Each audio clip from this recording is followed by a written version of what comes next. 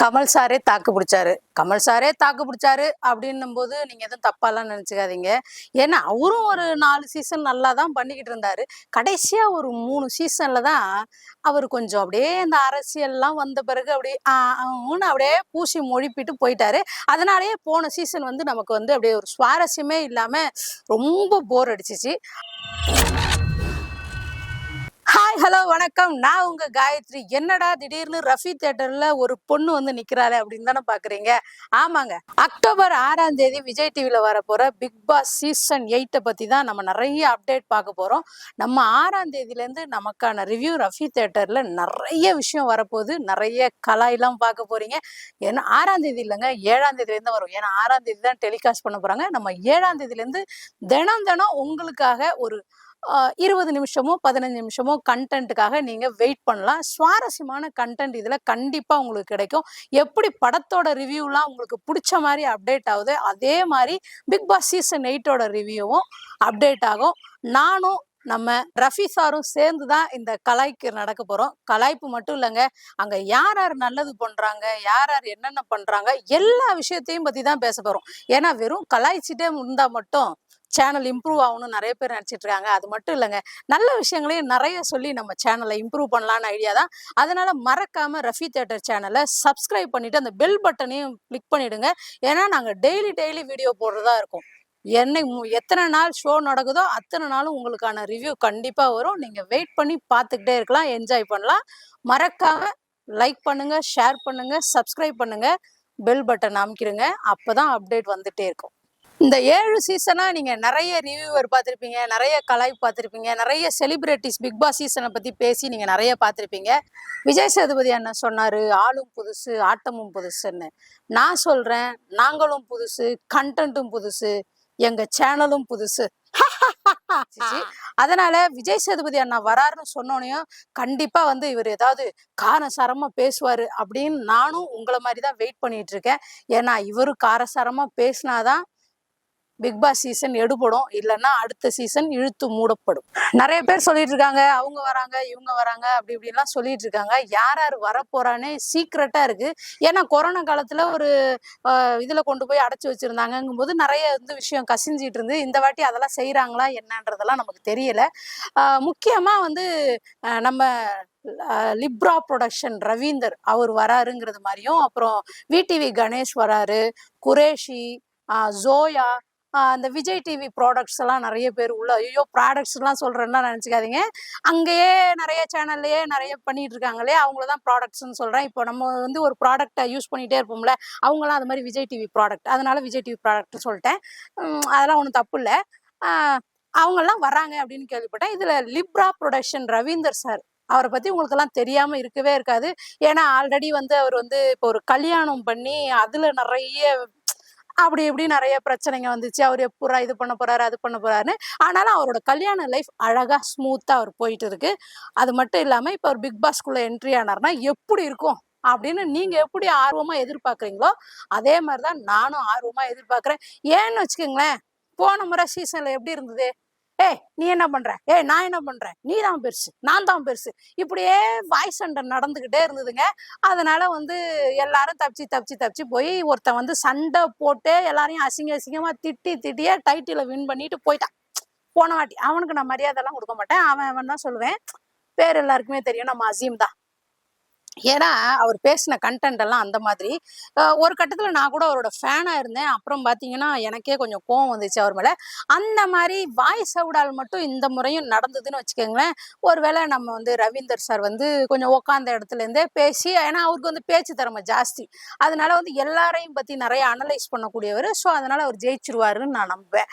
அதே இல்ல, இங்க இருந்து அங்க ஓடு, அங்க இருந்து இங்க குதி, இங்க இருந்து அங்க ஓடு, இத திருடு அதை பண்ணு, இவங்கள குத்து அவங்கள குத்து, இந்த மேக்கப் போடு அந்த மேக்கப் போடு, இந்த மாதிரி எல்லாம் டாஸ்க் வச்சாங்கன்னு வச்சுங்க ஹெவியா, அண்ணன் ஒரு வாரம் கூட தாங்க மாட்டாரு.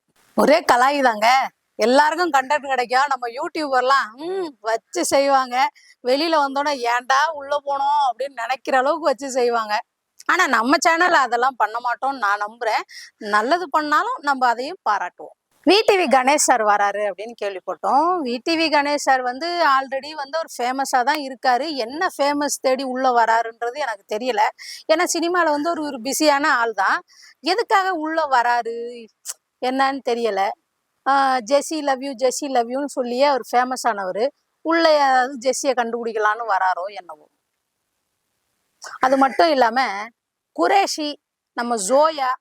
ஜோயா யாருன்னு தெரியும்ல, நம்ம டிடிஎஃப் வாசனோட லவ்வர். டிடிஎஃப் வாசன் ஜோயா வந்தா டிடிஎஃப் வாசனையும் உள்ள விடணும். டிடிஎஃப் வாசன் வந்து இப்ப அவர் வந்து கார் ஓட்டக்கூடாது, அதை பண்ணக்கூடாது, இதை பண்ணக்கூடாது. அவர் எங்க போனாலும் ஒரு முட்டுக்கட்டை போட்டு அந்த டிடிஎஃப் வாசனை வந்து போலீஸ் வந்து அடிக்கடி கைது பண்ணணும்னு சொல்லிக்கிட்டே இருக்காங்க. அதனால நான் சொல்றேன், டிடிஎஃப் வாசன் உங்களை கூப்பிட்டா நீங்க ஒரு 100 நாள் போய் ஜாலியா பிக் பாஸ்குள்ள உட்காந்துட்டு வந்துருங்க. அங்க வந்து போலீஸ் உங்களை எதுவும் பிடிக்க முடியாது. ஆனா அங்கேயும் போய் கார் ஓட்டணும்லாம் அடம் பிடிக்காதீங்க. ஏன்னா உங்க லைசன்ஸ் இல்லைன்றது எங்களுக்கு தெரியும். உள்ள கார் ஓட்ட முடியாது. பட் ஜோயா உள்ள வருவாங்க. ஜாலியா ஒரு கண்டென்ட் கிடைக்கும், லவ் கண்டென்ட். சூப்பரா என்ஜாய் பண்ணலாம். ஜோயாவும் டிடிஎஃப் வாசனும் நல்ல ஜோடி தாங்க அவங்க 2 பேரும். ஆனா கண்டென்ட்டுக்கு ஒருவேளை அப்படியும் இருக்கலாங்க. ஆனா என்ன சொல்றாங்க, எல்லாரும் இப்போ ஃபர்ஸ்ட் சீசன்ல வந்தவங்க மட்டும்தாங்க உள்ள போயிட்டு வெளில வரும்போது எல்லாரும் ஒல்லியா வந்தாங்க. ஏன்னா அவ்வளோ டாஸ்க் கொடுத்தாங்க, டஃப்பானதெல்லாம் கொடுத்தாங்க. நிறைய எக்ஸசைஸ் மிஷின்லாம் இருக்கும். காலையில எந்திரிச்சோன்னே அந்த இதெல்லாம் பண்ணிக்கிட்டு இருந்தாங்க. அடுத்தடுத்த சீசன்ல அந்த எக்ஸசைஸ் மிஷினையே காணும். அது மட்டும் இல்லாம யாருக்கும் ஹெவியான ஒர்க் அவுட் எதுவும் கொடுக்குற மாதிரி தெரியல. அதனால இந்த வாட்டியெல்லாம் அவர் உள்ள போனா அதோட பெருத்து தான் வெளில வருவாரே தவிர ஒல்லியாகிறதுக்கு சான்ஸ் இல்லை. ஷக்கிலா மேடம் வந்து ஆல்ரெடி வந்து மலையாளமோ தெலுங்கோ அந்த பிக் பாஸ்ல போயிட்டு தான் வெளில வந்துட்டாங்க. அப்புறம் மறுபடியும் எதுக்குங்க சான்ஸ் கொடுப்பீங்க? அது என்ன போனவங்களுக்கே சான்ஸ் கொடுப்பீங்களா? இப்படிதான் விஜய் டிவி ஷோவா இருக்கட்டும், இந்த ஜி தமிழ் ஷோவா இருக்கட்டும், இந்த ஷோலெல்லாம் பார்த்தீங்கன்னா தெலுங்குல பாடினவங்க, மலையாளத்துல பாடினவங்க, இவங்களெல்லாம் அங்கே ஜெயிச்சவங்க வரைக்கும் அவங்க லாஸ்ட் இந்த இதுக்கு போய் ஃபைனலுக்கு போயிட்டு வந்தவங்கள கண்டென்ட் எல்லாம் தூக்கிட்டு வந்து தமிழ்ல தூக்கி போட்டுடுறாங்க. இந்த மாதிரி ஏன் பண்றீங்க? புதுசா ஆளுங்களை விடுங்க உள்ள. நிஜமா அப்படிதான் இருக்கும். ஏன் சொல்லுங்க? அவங்க ஆளுங்களையே தூக்கி உள்ள போட்டுக்குவாங்க. போன வாட்டி என்ன பண்ணுவாங்கன்னா, நம்ம பிரியங்காவெல்லாம் தூக்கி உள்ள வச்சாங்கல்ல, அதே மாதிரி இந்த வாட்டி குரேஷி, ஜோயா இவங்களெல்லாம் உள்ள போட்டு அவங்களே திட்டுவாங்க, அவங்களே அடிப்பாங்க, அவங்களே தாளாட்டுவாங்க, எல்லாம் பண்ணிட்டு அவங்களும் இந்த கப்பையும் தூக்கி 10 வேற வச்சிருவாங்க. அவங்களே என்ன பண்ணுவாங்க, போ போ சண்டை போடுன்னுவாங்க. அப்புறம் ஓன்னு அது உட்காந்து ஒரு பக்கம் அழுவோம். அப்புறம் அதுகிட்டே வந்து மன்னிப்பு கேட்க சொல்லுவாங்க. வெளியில கேக்குது பாருங்க.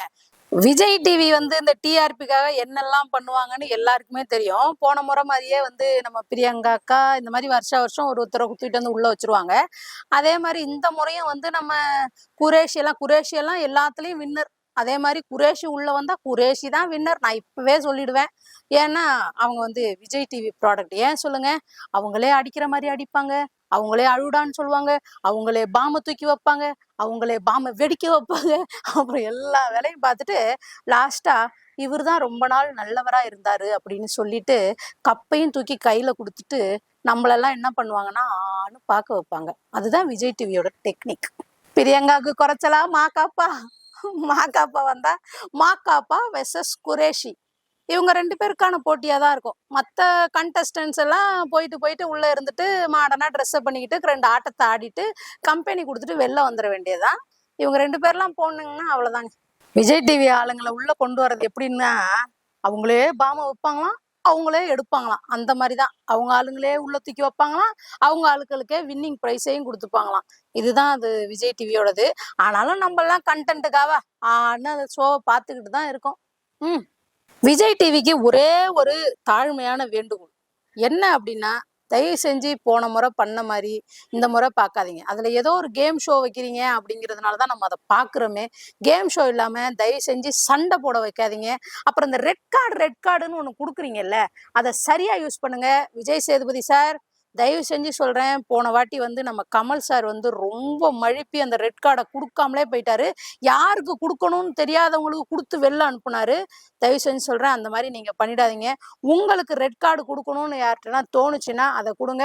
அதே மாதிரி இன்னொன்னு, கமல் சார் போன முறை ஷோ பார்த்துட்டு வந்து போஸ்ட் பண்ணாரான்னு எனக்கு தெரியல. ஏன்னா அவர் அப்படியே அந்த ஷோவை பார்த்தீங்கன்னாலே நல்லா தெரியும். கமல் சார் வந்து ஷோவே பார்க்காம அங்க என்ன சொல்றாங்களோ அதை வாங்கி வாங்கி பேசினாரு அப்படிங்கிற மாதிரி தான் இருந்துச்சு.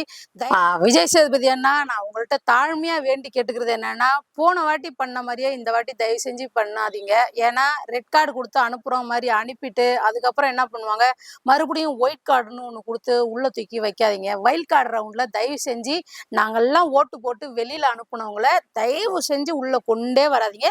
வைல்ட் கார்டுங்கிறது புதுசா யாரையாவது கொண்டு வாங்க. அந்த வைல்ட் கார்டு ரவுண்டே முதல்ல தேவையில்லைங்க. நாங்கெல்லாம் ஓட்டு போட்டு வெளில அமிச்சா வெளில போய் உட்காந்துட்டு நல்லா உட்காந்து தின்னுபிட்டு நல்லா ஹாயா இருந்து டிவியை பார்த்துட்டு இவன் என்ன பண்ணா, அவன் என்ன பண்ணா, அவன் என்ன பண்ணான்னு நல்லா பார்த்துட்டு வைல்ட் கார்டு அப்படின்னு சொல்லிட்டு உள்ள வந்துட்டு அவங்களெல்லாம் இவங்க வச்சு செய்வாங்களாம்.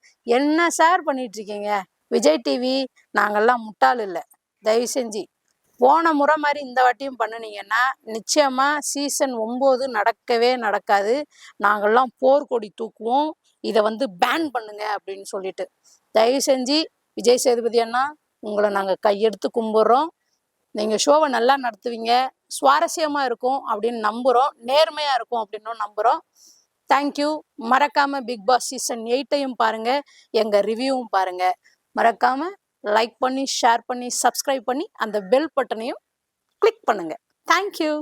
இந்த வீடியோ பிடிச்சிருந்துச்சுன்னா லைக் பண்ணுங்க, ஷேர் பண்ணுங்க, கமெண்ட் பண்ணுங்க. ரஃபி தியேட்டரை மறக்காம சப்ஸ்கிரைப் பண்ணிருங்க, பெல் பட்டனை கிளிக் பண்ணிருங்க.